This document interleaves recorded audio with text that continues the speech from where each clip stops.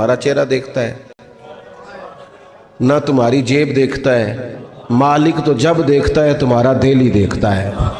تو دل کی کیفیت اللہ کو پتہ ہے۔ دل بے چین اس لیے رہتے ہیں کہ یہ جو پیاس اور جو طلب کرتے ہیں وہ ہم انہیں پہنچاتے نہیں۔ دل بے قرار اس لیے رہتے ہیں کہ یہ رب و رسول کی محبت سے ٹھنڈے ہوں گے، ہم ادھر ادھر کی چاہتے لیے پھرتے ہیں۔ ان کے اندر بے قراری اس لیے ہے کہ ہم نے امیدیں لوگوں سے وابستہ کر لی ہیں، جو لوگوں سے نہیں کرنی چاہیے تھی، اللہ رسول سے کرنی چاہیے۔ ہم نے اسباب کو اختیار کرنا ہے، بھروسہ اسباب پر نہیں، بھروسہ تو اللہ تعالیٰ پہ کرنا ہے۔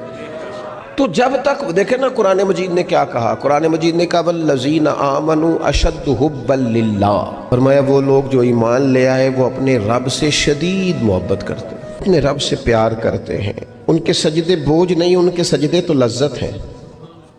انہیں نماز کے لیے لانا نہیں پڑتا، جبر نہیں کرنا پڑتا، ان کے تو دل کھچے چلے آتے ہیں۔ ان کو تو پیار ہو گیا، رات ساری بیت گئی اور ایک سجدہ بھی مکمل نہ ہوا۔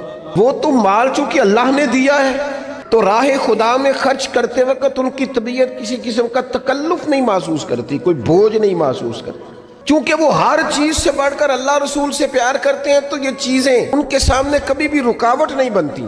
دل میں سب سے زیادہ محبت اللہ کی، اور جہاں تک تعلق ہے میرے رسول پاک کا، اللہ کریم نے فرمایا النبی اولیٰ بالمؤمنین من انفسہم، فرمایا یہ جو نبی ہے نا یہ تو مومنوں سے ان کی جانوں سے بھی زیادہ قریب ہیں۔